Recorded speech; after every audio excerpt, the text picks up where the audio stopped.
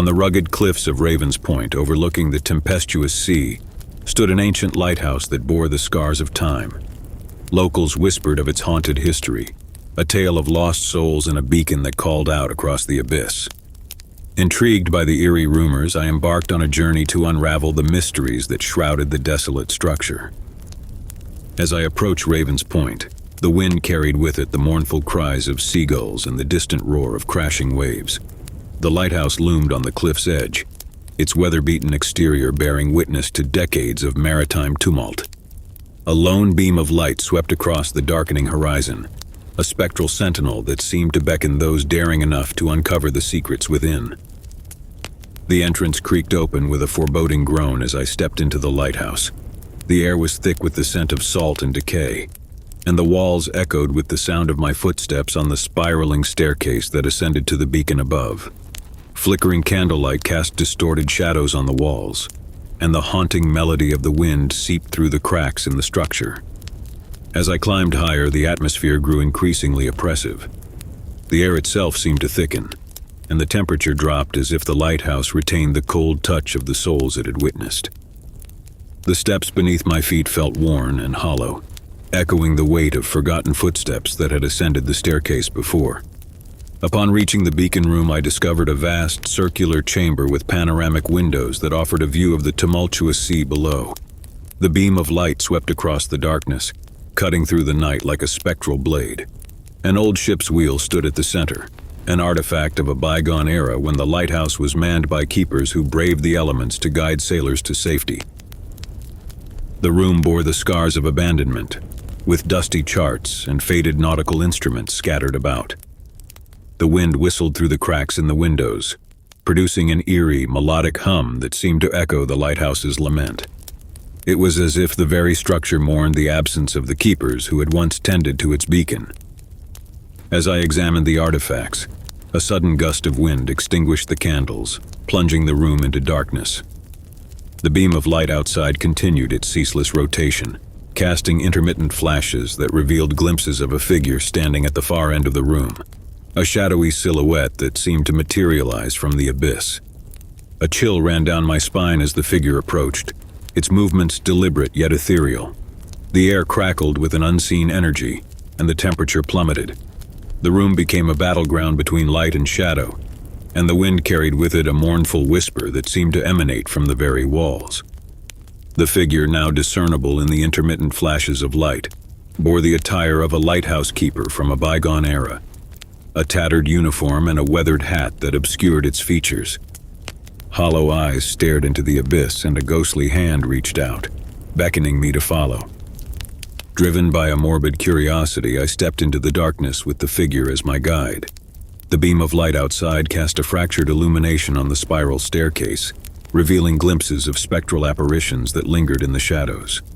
It was as if the lighthouse itself had become a realm between worlds, a purgatory for lost souls bound by a maritime tragedy. Descending deeper into the lighthouse, the whispers of the sea grew louder, weaving a haunting symphony with the echoes of bygone footsteps and the lament of the wind. The air vibrated with a spectral resonance, and the boundary between the living and the dead blurred into a disorienting dance of shadows. In the bowels of the lighthouse, I discovered a forgotten chamber, the keeper's quarters adorned with faded photographs and maritime memorabilia. The figure, now a melancholic specter, stood beside a decaying cot, its gaze fixed upon an old journal that lay open on a weathered desk. As I approached, the journal revealed the tragic tale of the lighthouse keeper, a man named Elias Grayson who had tended to Ravens Point for decades. The entries chronicled the keeper's descent into madness, his isolation, and his obsession with a ghostly siren song that echoed across the sea. Elias's words spoke of an otherworldly allure that had ensnared him, a haunting melody that seemed to emanate from the depths of the ocean. The spectral figure beside me reached out, and as its ghostly fingers traced the words in the journal, the very air seemed to vibrate with the lament of the lighthouse keeper. In a moment of revelation, the figure turned toward me, its hollow eyes filled with an eternal sorrow. It spoke, its voice a whisper on the wind, revealing the tragic fate of Elias Grayson, a man consumed by the haunting song of a siren that lured him to the treacherous cliffs below. As the spectral figure recounted Elias's demise, the chamber itself seemed to morph into a spectral tableau. The wind howled with a mournful intensity, and the very walls bore witness to the lighthouse keeper's tragic descent into the abyss. The air thickened with an otherworldly energy, and the boundaries between the living and the dead blurred into a disorienting dance of shadows. In a final, harrowing revelation, the figure gestured toward the panoramic window. The beam of light outside cast a fractured illumination on the churning sea below, revealing ghostly apparitions that ascended from the depths, a legion of lost souls trapped in the siren's song, forever bound to the lighthouse's lament. And then, with a spectral wail that echoed through the abyss, the figure and the ghostly apparitions vanished into the shadows. The room itself seemed to exhale, the air heavy with the weight of a maritime tragedy that refused to be forgotten.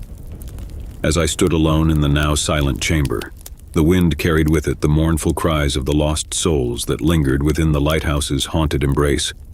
The beam of light outside continued its ceaseless rotation, casting an ephemeral glow on the desolate sea below, a sea that held the secrets of a spectral song that would forever haunt Ravens Point. Story 2. In the small town of Ravenswood, nestled between the dense woods and rolling hills, there existed a dilapidated mansion that bore the weight of a dark history. Locals spoke of the house in hushed tones, avoiding the overgrown path that led to its imposing entrance. Rumors of a sinister presence, of spectral apparitions that wandered its desolate halls, kept even the bravest townsfolk at bay. I, however, was not one to succumb to local superstitions. Fueled by a journalist's curiosity and a thirst for unraveling the unknown, I decided to venture into the heart of Ravenswood and investigate the haunted mansion. The air was thick with an unspoken tension as I approached the creaking iron gates that guarded the path to the foreboding structure. The mansion loomed in the distance, its facade obscured by the twisted branches of gnarled trees. The overcast sky cast a pallor over the desolate landscape, intensifying the eerie atmosphere that clung to the air. As I approached the entrance, the wind whispered through the decaying leaves, as if warning me of the darkness that awaited within. The mansion's doors groaned in protest as I pushed them open, revealing a grand foyer that had long lost its former splendor. Dust-covered furniture lay shrouded in white sheets, and the air carried the musty scent of neglect. A cold draft swept through the corridor, carrying with it a mournful sigh that seemed to echo through the empty halls. My footsteps echoed as I explored the mansion's labyrinthine corridors. Each room bore the scars of time, with faded wallpaper peeling away to reveal the decaying walls beneath. Portraits of somber-faced individuals stared down at me from their gilded frames, their eyes seeming to follow my every move. It was as if the very walls themselves held memories that refused to fade. As I delved deeper into the mansion, a subtle unease settled in the pit of my stomach. Shadows danced on the walls, shifting and contorting as if animated by unseen forces. The temperature dropped, and an otherworldly hush enveloped the air, creating an almost tangible sense of foreboding. In the dark light, I stumbled upon a door at the end of a long corridor, seemingly untouched by time. The wood, though aged, retained a certain luster that set it apart from the rest of the mansion's disrepair. The handle felt cool to the touch as I turned it, revealing a room bathed in an ethereal glow. The room was adorned with ancient tapestries and archaic symbols etched into the walls. A single flickering candle illuminated a peculiar object at the center, a mirror that seemed to emanate an otherworldly aura. The reflection in the mirror, however, was not my own. As I gazed into the reflective surface, the room seemed to warp and contort. The air thickened with an unseen energy and the temperature plummeted. The mirror revealed not the grandeur of the room, but a desolate expanse, a realm of shadows and twisted reality. It was as if the mirror was a portal to another dimension, a place where the veil between the living and the dead was thin. A figure materialized in the distorted reflection, a specter with hollow eyes that bore into mine. Its gaunt features twisted in anguish, and an ethereal wail filled the room. The very fabric of reality seemed to unravel as the figure reached out from the mirror, its ghostly fingers stretching toward me. I stumbled back in terror, but an invisible force held me in place. The room pulsated with an otherworldly energy as the specter emerged from the mirror, its form transitioning from the spectral realm into the corporeal world. The air crackled with an unholy force, and the temperature dropped to an icy chill. The specter, now free from the confines of the mirror, moved with a haunting grace. Its movements were deliberate, as if driven by a dark intent. The room seemed to darken in its presence, the shadows coalescing around the figure like loyal minions. I tried to flee, my footsteps echoing through the desolate mansion, but the specter pursued with an inexorable determination. The air itself seemed to resist my escape, as if the very mansion conspired with the spectral entity to keep me captive within its walls. As I reached the grand foyer, the mansion itself seemed to shift. The walls groaned and the shadows reached out with ghostly fingers. The specter closed in, its hollow gaze fixed upon me. I could feel its icy breath on the back of my neck, and a whispered lamentation echoed in the air. In a final act of desperation, I burst through the mansion doors and stumbled into the moonlit night. The air outside was thick with an oppressive energy, and the wind carried with it the mournful wails of the specter that lingered within. The mansion loomed behind me, its windows glowing with an otherworldly light, as if the very soul of the structure had been tainted by the sinister force that now walked its desolate halls. I fled through the twisted path, the forest seemingly alive with spectral echoes. The very trees whispered in tandem with the haunting footsteps that pursued me.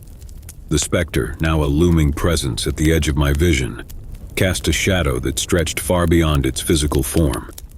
In a final moment of dread, I realized that escape was impossible. The specter overtook me with a spectral embrace, its form merging with mine. Darkness enveloped my senses, and a chorus of anguished whispers filled my mind. I became one with the specter, a prisoner in the mansion's eternal grasp. The night air echoed with the mournful wails of the haunted entity, now free to roam the desolate corridors with a new, unwilling companion. The mansion, now cloaked in an otherworldly glow, seemed to revel in its newfound darkness. The wind carried with it the sorrowful echoes of the trapped souls that lingered within, and the very air vibrated with a spectral lamentation. In that moment of horrific union, I became a part of the haunted history of Ravenswood Mansion, a tale whispered in the shadows, a spectral presence forever bound to the dark force that dwelled within its walls. Story 3. In the heart of the Appalachian Mountains, nestled between ancient trees and winding trails, there lay a village forgotten by time. Locals spoke in hushed whispers about the mysterious hamlet, its existence known only to a select few who dared to venture into the depths of the dense forest. Rumors of an otherworldly presence and unsettling occurrences clung to the village like a shroud, but no one could pinpoint its exact location. Intrigued by the tales that had passed through generations, I embarked on a journey to unravel the mysteries of the vanishing village. Armed with little more than a backpack and a sense of trepidation, I delved into the heart of the dense forest. The air was thick with an unspoken tension, and the shadows of the towering trees seemed to whisper secrets that eluded my understanding. As I ventured deeper into the woods, the ambient sounds of nature faded into an oppressive silence. The only company I had was the rhythmic crunch of leaves beneath my boots and the occasional rustle of unseen creatures in the underbrush. A thick fog clung to the air, shrouding the forest in an eerie stillness. Hours passed, and just as doubt began to creep into my mind, I stumbled upon a clearing bathed in an otherworldly light. In the center stood the village, a collection of weathered cottages and cobblestone paths that seemed to materialize out of the mist. It was as if the village had been plucked from the pages of a forgotten fairy tale, frozen in time and untouched by the passage of centuries. The air in the village carried a sense of sadness, and the creaking of the old windmill added to the haunting ambience. The cobblestone streets were empty, and the windows of the cottages stared back at me like vacant eyes. It was a place lost to time, a relic of a bygone era. As I explored the village, a disconcerting feeling settled in the pit of my stomach. The silence was deafening, broken only by the distant hum of the wind.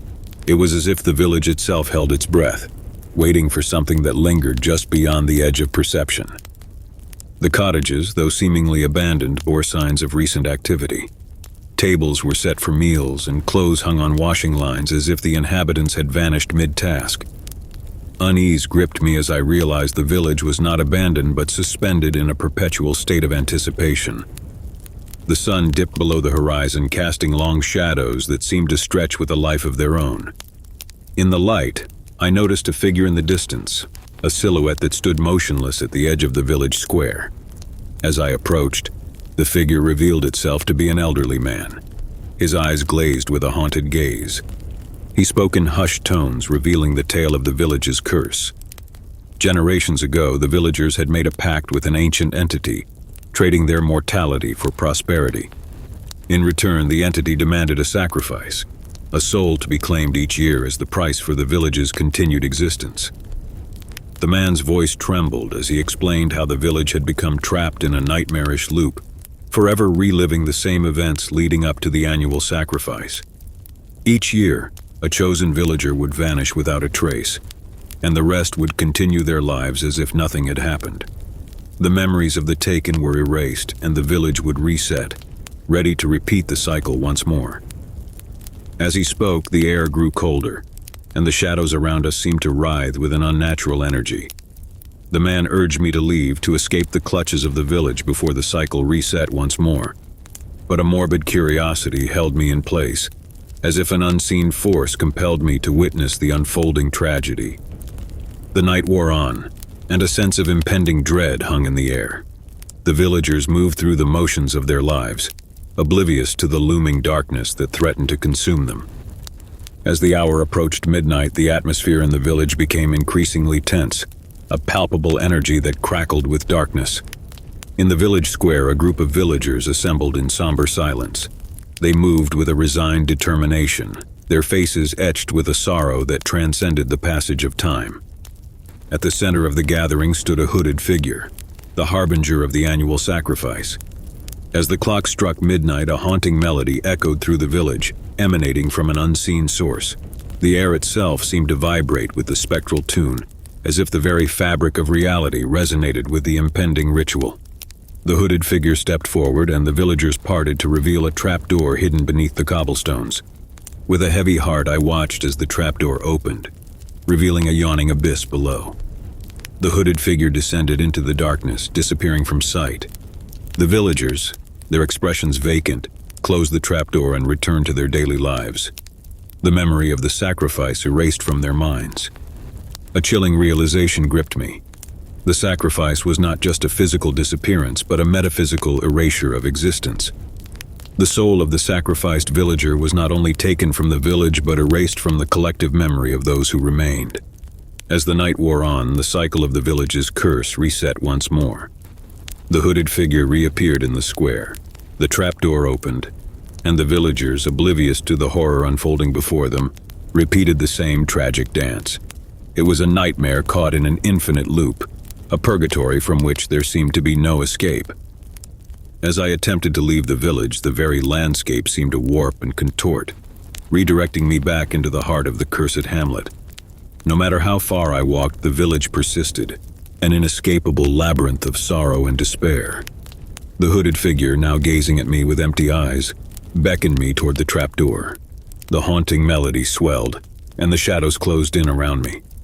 I felt an unseen force pulling me toward the abyss, the air filled with the anguished whispers of the forgotten. In that horrifying moment, I understood the true nature of the village's curse. I was destined to become the next sacrifice, my very existence to be erased from the fabric of reality. The hooded figure approached, and as its cold touch enveloped me, the village and its cursed inhabitants faded into darkness. Story 4. In the heart of the mist-shrouded town of Eldridge, where the streets seemed to coil and twist like the whispers of the wind, there stood an imposing mansion known as Blackthorn Manor. The locals spoke in hushed tones about its dark history, tales of an evil force that had gripped the mansion for generations. Intrigued by the rumors, I decided to delve into the enigma that was Blackthorn Manor and uncover the secrets it harbored. The mansion, veiled in a perpetual gloom, loomed at the edge of Eldridge like a sentinel of shadows. As I approached, the air grew heavy, and an unsettling feeling gripped me. The wrought iron gates groaned as I pushed them open, revealing a path overgrown with gnarled vines that seemed to writhe in silent agony. The entrance hall echoed with the creaking of the floorboards as I stepped into the oppressive darkness within Blackthorn Manor. Dust-laden furniture draped in white sheets loomed like ghostly sentinels. The air carried the musty scent of abandonment, and the silence was broken only by the distant murmur of the wind. As I traversed the mansion's labyrinthine corridors, the walls seemed to close in on me, their faded wallpaper peeling away to reveal the decaying structure beneath. Portraits of solemn-faced ancestors adorned the walls, their eyes following my every move with an eerie intensity. It was as if the very essence of the mansion observed my presence, judging me with a silent ill will.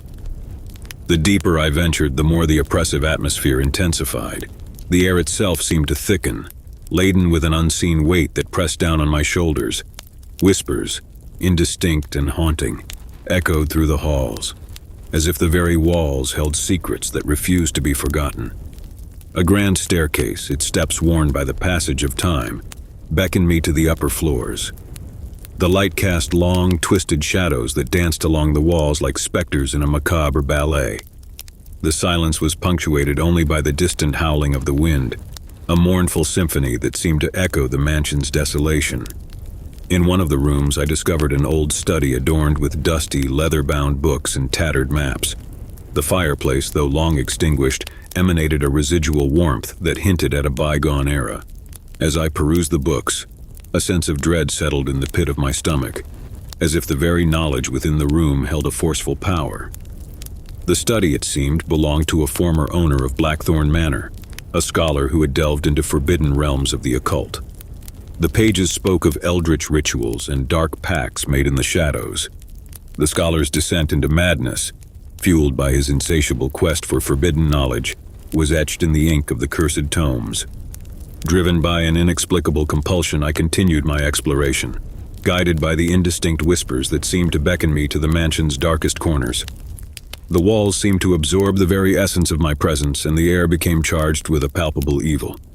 In the heart of the mansion, I stumbled upon a forgotten ballroom, a vast expanse of faded opulence, its chandeliers hanging like grotesque ornaments.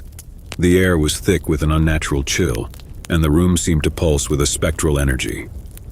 As I stepped further into the ballroom, the shadows seemed to come alive, coalescing into amorphous shapes that writhed and contorted. A ghastly apparition materialized at the center of the ballroom, a figure cloaked in tattered finery, its face obscured by the shadows. The specter moved with an ethereal grace, its movements echoing the remnants of a dance from a bygone era. The very air seemed to vibrate with the spectral waltz, a haunting melody that echoed through the chamber. The specter, its hollow gaze fixed upon me, beckoned me to join the spectral dance. The room itself seemed to pulsate with a dark energy, the walls closing in around me. A cold sweat broke out on my brow as an unseen force compelled me to become a part of the macabre ballet. As I danced with the spectral figure, the shadows enveloped us in an otherworldly embrace. The air became charged with a hateful force, and the very fabric of reality seemed to warp. The haunting melody reached a crescendo, and the room itself dissolved into an abyss of darkness. In that moment of disorienting blackness, I felt a searing pain, a wrenching sensation that tore at the very core of my being. The spectral dance had become a nightmarish descent into a void of suffering. The air echoed with the anguished cries of forgotten souls, and the shadows became a suffocating shroud that enveloped me in an eternal torment. The room, now a realm of perpetual darkness, resonated with the tormented whispers of the mansion's hostile history. The spectral figure, its features contorted in an eternal scream, loomed in the shadows, a harbinger of the horrors that lurked within Blackthorn Manor. And then, in a horrific revelation, the darkness consumed me entirely. I became one with the shadows, a tortured soul bound to the sinister force that gripped Blackthorn Manor. The echoes of my own screams joined the chorus of the forgotten, lost in the eternal abyss that lurked within the mansion's desolate halls.